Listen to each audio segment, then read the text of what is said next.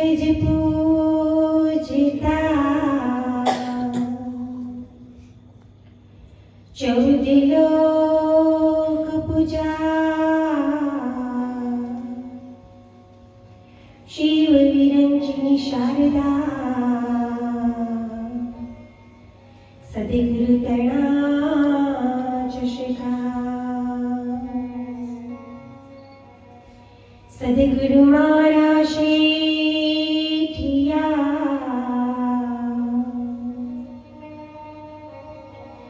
वणज करे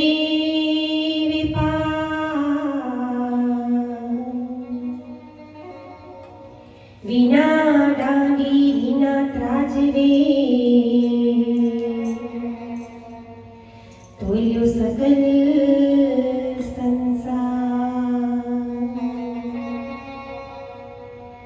सद्गुरु मिला तो सब कुछ मिला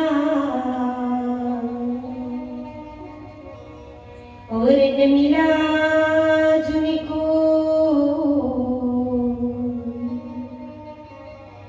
मात पिता सुत बंधवा वो तो सबके घर घर हो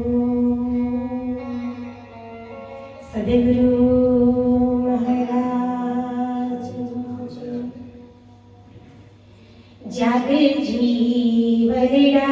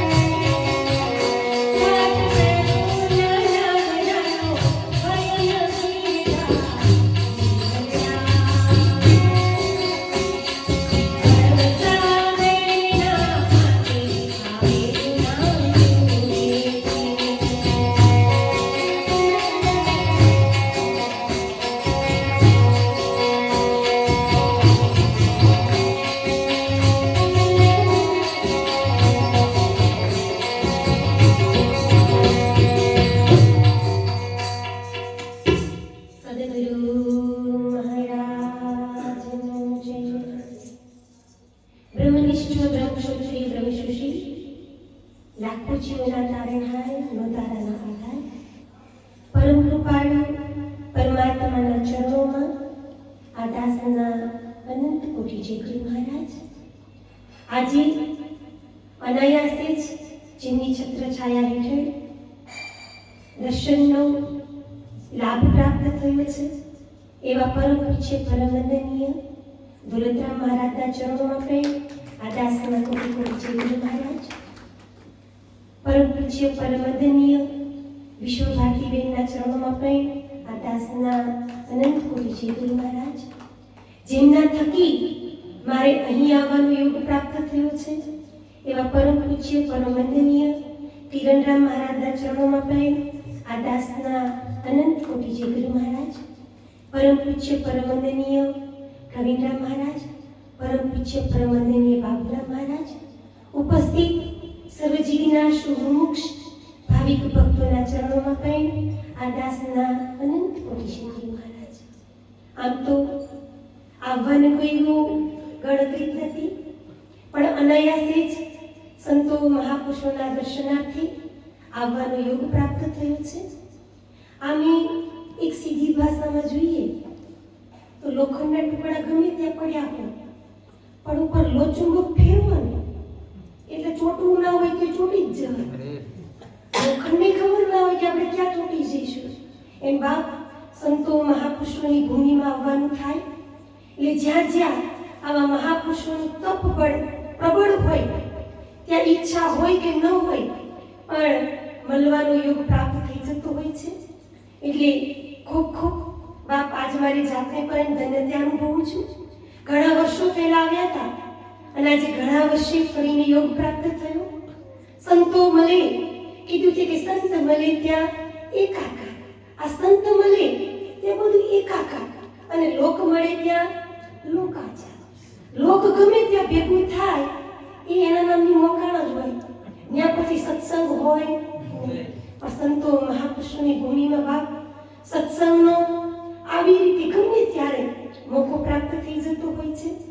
આમ તો જેટલા મહાપુરુષો બેઠા છે એ ખૂબ અનુભવી જ્ઞાની અને વિદ્વાન પુરુષો છે. અમે તો બાપ એમનું બાળક છીએ, પણ છતાંય સંતો મહાપુરુષોનો સંદેશો લઈને નીકળ્યા છીએ. આપ બધા પણ ખૂબ ભાવિક છો, અવારનવાર સંતોની સેવના કરો છો, સંતોના સત્સંગમાં જાઓ છો. એટલે બાપ અમારાથી પણ વિશેષ આપ બધા જ્ઞાની છો. નહીંતર આપણામાં જ્ઞાન ન હોય તો સાંભળવાનું પણ ગમે નહીં, પણ આપણામાં કંઈક જ્ઞાન પડ્યું છે એટલે આપણે સંતો મહાપુરુષોને સાંભળી રહ્યા છીએ. મનુષ્ય જીવન મળ્યું છે, કંઈક અણમોલ તક પ્રાપ્ત કરવા માટે મળ્યું છે, કંઈક અણમોલ ભાથું પ્રાપ્ત કરવા માટે મળ્યું છે. અને એ ભાથું પ્રાપ્ત નહીં થાય ત્યાં સુધી આ જન્મ મરણના ફેરામાંથી મુક્ત થવાય એવું નથી. જન્મ મરણના ફેરામાંથી મુક્ત થવા માટે એકમાત્ર જો કોઈ સાધન હોય તો એ ભજન છે. અને ભજન વગર આજ દિન સુધી કોઈ તર્યું નથી ને તરાય એવું પણ નથી. કીધું છે કે બિના ભજન કોણ તરિયા, ઓ સાધુભાઈ બિના નમક કોણ તરિયા. આ ભજન વગર કોઈ તર્યું નથી ને તરાય એવું નથી. તો એ ભજન કયું? આ ગાઈ લેવું, બોલી નાખવું, સાંભળી લેવું એ ભજન નહીં. પણ આપણા ભીતરમાં પડેલી તમામ ભેદ ભયને ભ્રાંતિ ટળી જાય એ રીતે ભજન સાચું. અને એ ભજન થઈ જાય પછી બીજા કોઈ ભજનની જરૂર નથી. પણ ભીતરમાં હજી ક્યાંક ભય પડ્યા હોય, કંઈક ભેદ પડ્યો હોય, કંઈક ભ્રાંતિ પડી હોય તો સમજી લેવું કે આપણે સાચા ભજનને પામી શક્યા નથી. નહીંતર ગાવું, વગાડવું, નાચવું, કૂદવું એ તો પેલા ભરતરી કરે છે. પણ ભરતરી તો હારા કે એમને ગઈ ગઈ તો તાર ધાબાવાળા ઘર કર્યા અને આપણે રાતોના રાતો ગઈ ગઈ નળિયાય ખોયા. કારણ કે આપણે તો સૂર્યવંશી ને પાછા રાત જાગીએ પણ દાડે તો સૂર્ય પહેલા ઉઠાય. અને એમાં ને એમાં બાપ આ બધું તમે જુઓ. નહીં તો સંતોએ ખૂબ પુરુષાર્થ કર્યો છે. સંતોએ આપણને કંઈક સારા માર્ગ પ્રાપ્ત થાય, કંઈક જીવનમાંથી બદીઓ મટે એના માટેનો ખૂબ ઉચ્ચ પ્રયાસ કર્યો છે. અને આ સંતો મળી જાય તો જ આપણી સુરતાને ઠરવાનું ઠેકાણું મળે. કીધું છે કે સુરતા બિચારી આંધળી યુગો યુગોથી ભટકાય, સદગુરુ પૂરા જો મળે તો પલમાં દે મિલાય. આ સુરતા અનંત યુગોથી ભટકતી ભટકતી આવી છે, પણ જ્યાં સુધી કોઈ મહાપુરુષના શબ્દમાં ઠરે નહીં ત્યાં સુધીનું ભટકવાપણું મટ્યું નથી. તો ભટકવાપણું મટાવવું હોય તો મહાપુરુષોનું શરણ છે. આ તો એક રાજા હતા. રાજાના દરબારની અંદર કોઈ વાતની ખોટ નથી. સારા સારા સાહિત્યકાર, સારા સારા સંગીતકાર, સારા સારા જ્યોતિષકાર બધી જ બાબતથી ભરપૂર હતા. રાજાને એક વખત વિચાર આવ્યો. અમે તમે જો રાજા બાજાનું વગરા એને કેવા ટાઈમે કયા વિચાર આવે એનું કોઈ ઠેકાણું નહીં. આ રાજાને વિચાર આવ્યો કે મારા નગરની અંદર, મારી સભાની અંદર કોઈ વાતની કમી નથી, પણ હારું કઈ મૂર્ખ નથી. એટલે પ્રધાનને બોલાવ્યા કે પ્રધાનજી, તમે મોટામાં મોટો મૂર્ખ શોધી લાવો. પ્રધાનને 2 મિનિટ માટે તો ચક્કરી આવી ગયા કે કાયમીના મૂર્ખને હોદવાનો ધંધા. પણ આ તો રાજાનો હુકમ એટલે કર્યા વગર છૂટકો નહીં. પ્રધાનજી તો બધે ફરી ફરીને પછી સારામાં સારો મૂર્ખ લાગ્યો એને શોધીને લાવ્યા. રાજાએ 2-4 પ્રશ્નો પૂછ્યા. પ્રશ્ન ઉપરથી એવું લાગ્યું કે આ મૂર્ખ જ છે. પછી આ મૂર્ખને કીધું રાજાએ કે ભાઈ આજથી તારે મારા દરબારમાં એક સિંહાસન તને આપવામાં આવશે ને એ તારે શોભાવવાનું છે. એટલે પેલું મૂર્ખ કે મારે કરવાનું હું? મારે કઈ કામ કરવાનું કે ના, તારા ગળામાં પાટિયું પહેરાવશું કે હું સૌથી મોટો મૂર્ખ છું, એ પહેરીને તાર બેસી રહેવાનું, તાર બીજું કઈ કરવાનું નહીં. પેલું મૂર્ખ ક્યાં પાટિયું મારે કાઢવાનું ક્યારે? એ તારાથી મોટો મળે ત્યારે ત્યાં સુધી તારે પહેરી રાખવાનું ને બેસવાનું. એટલે મૂર્ખી રાજા મને 1-2 દિવસનો ટાઈમ આપો, હું ઘેર જઈને થોડીક તૈયારી કરીને આવું. રાજા કે સારું. આ મૂર્ખ 2 દિવસ પછી પાછો આ રાજ દરબારમાં હાજર થઈ ગયો. સરસ એક એને સિંહાસન આપી દેવામાં આવ્યું, ગળામાં પેલું પાટિયું પહેરી દેવામાં આવ્યું. આ મૂર્ખને પહેરીને બેસી રહેવાનું. સમય સંજોગ જતા જતા રાજાની છેલ્લી ઘડી આવી. બધા નગરના જે સારા સારા વિદ્વાનો, સાહિત્યકાર, સંગીતકાર, જ્યોતિષકાર આ મૂર્ખને બધાને બોલાયા. રાજાએ કીધું કે હવે મારે બહુ લાંબી મુસાફરીએ જવાનું છે, ત્યાંથી હું પાછો આવવાનો નથી. પેલા બધા તો કંઈ બોલ્યા નહીં, પણ મૂર્ખ બોલ્યો કે રાજા ક્યાં જવાના છો? એટલે કે બહુ દૂર જવાનું છે. તો કે સેના તો જોડે લઈ જશો ને? રાજા કે ના, ત્યાં સેનાનું કામ નથી. તારે ક્યાં મંત્રીમંડળને તો સાથે લઈ જશો ને? રાજા કે ના, ત્યાં એનું કામ નથી. તારે કે અમે બધા હારા હારા છીએ, વિદ્વાનો, હું મૂર્ખ ને આ જ્યોતિષકાર, અમને બધા તો લઈ જશો ને? એટલે કે ના, તમારી કોઈની ત્યાં જરૂર નથી, ત્યાં મારા આમનામ તૈયારી વગર જવાનું છે. એટલે પેલા મૂર્ખે ગળામાં જે પાટિયું પહેર્યું હતું એ કાઢી રાજાના ગળામાં પહેરાવી દીધું. એટલે રાજા તમે જો તો આંખો ફાડીને જોઈ રહ્યા કે રાજાજી તમારે એટલી બધી દૂર જવાનું, તમે કદી પાછા આવવાના નથી અને તમે કોઈ તૈયારી જ કરી નથી. તો સૌથી મોટા મૂર્ખ તો તમે છો. મારે ખાલી રાજ દરબારમાં હાજર થવાનું હતું, તોય હું 2 દાડા ઘેર જઈને તૈયારી કરી આવ્યો કે ભાઈ મારે કાયમ માટે રહેવાનું, તો થોડીક તૈયારી તો જુઓ ને. તો તમે તો પાછા જ આવવાના નથી, તો તમારી કોઈ તૈયારી નથી. તો સૌથી મોટા મૂર્ખ તમે છો. આમ પાટી રાજાને પહેરાવી દીધું અને રાજાની એક ક્ષણે આમ તરત લાઈટ થઈ ગઈ કે સાચી વાત છે, આજ દિન સુધી મેં બધું કર્યું, પણ જે મારું ઠેઠનું પાથું હતું એ તો મેં ભેગું કર્યું જ નથી, એ તો મેં કંઈ પ્રાપ્ત કર્યું નથી. આ મૂર્ખની વાત સાચી છે કે મોટામાં મોટો મૂર્ખ તો હું છું. એમ બાપ, આપણે આજ દિન સુધી આ સત્તા, સંપત્તિ ને વૈભવ ને માયા આ બધું ભેગું કર્યું, પણ સાચું જે પાથું હતું એ આપણે ભેગું કરવાનું ભૂલી ગયા. અને એમાં આવો તો એક કોથળા નહીં, આવા અનંત કોથળા ખાલી કરતા કરતા કરતા આયા, પણ હજી ઠરી શક્યા નથી. અને ત્યારે જ ઠરાય જ્યારે આ સંતો મહાપુરુષોનો શબ્દ આપણા ભીતરમાં ચોટ કરી જાય. નહીતર સાંભળી તો ઘણી છે. એમ તો જેસલને કહેવા વાળા નહીં મળ્યા હોય કે તું બે ધંધા છોડી દે, હવડા રસ્તે વળી જા, આ રસ્તો હારો ના કહેવાય. ઘણાએ કીધું હશે પણ કોઈનો શબ્દ એને અસર કરી નહીં.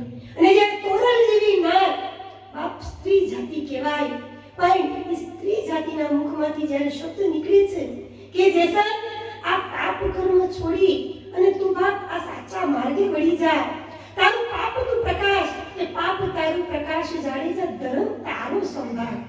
તોરણે એ વખતે એમ નતું કીધું કે મારો ધર્મ સંભાળ, સ્વામિનારાયણ ધર્મ સંભાળ, બ્રહ્મા કુમારી કોઈ ધર્મની વાત નથી કરી. તારો ધર્મ કયો, તારો ધર્મ તું સંભાળ, તો જ બાપ તારી બેટલી થશે, ને તો ડૂબી જવાની. અને ત્યાં સુધી આપણને પણ આપણો ધર્મ નહીં સમજાય કે હું કોણ છું, ક્યાંથી આવ્યો છું ને ક્યાં જવાનું છું, આ નહીં સમજાય તો આપણા નાવડા ડૂબેલા જ છે. કોકના 50, કોકના 60, કોકના 70 પણ ડૂબવાના જ, તરવાના નહીં. અને એટલે આપણે ભજનમાં પણ ગાયા કે જાગ જીવનડા ભવસાગરના કાંઠે આવેલું નાવ ડૂબે છે. આ સંસાર સાગર કરવા માટે આપણને નાવ મળી છે, પણ જ્યાં સુધી આ નાવને કોઈ નાવિકની પ્રાપ્તિ ન થાય ત્યાં સુધી આ નાવડા સામા કિનારે જાયવા નથી. એટલે આ નાવડાનો કોક નાવિક શોધી લેજો. ગાડી ગમે તેટલી ટકાટક હોય પણ ડ્રાઈવર વગર ગાડી નકામી, ડ્રાઈવરથી ગાડી રડિયામણી છે. એમ બાપ ભીતરમાં બેઠેલો ડ્રાઈવર કોણ છે? આપણને હલાવવા વાળો, ચલાવવા વાળો, બોલાવવા વાળો, આ સૃષ્ટિ નિહાળવા વાળો કોણ છે? એ મૂળ માલિકને શોધી લેવાની જરૂર છે. અને એવા મૂળ માલિકની શોધ માટે આવા પ્રગટ મહાપુરુષોની જરૂર છે. એટલે બાપ આ સૂરજના આગળ આજ્ઞાનું બહુ જોર ના ચાલે. એમ બાપ આ બધા ખૂબ પરમ જ્ઞાની તેજસ્વી મહાપુરુષો બિરાજમાન છે. તો વિશેષ આપણે એમના મુખારવિંદથી અમૃતવાણીનો લાભ લઈએ. આટલું કહી મારી વાણીને વિરામ આપું છું. બોલો સદગુરુ મહારાજ.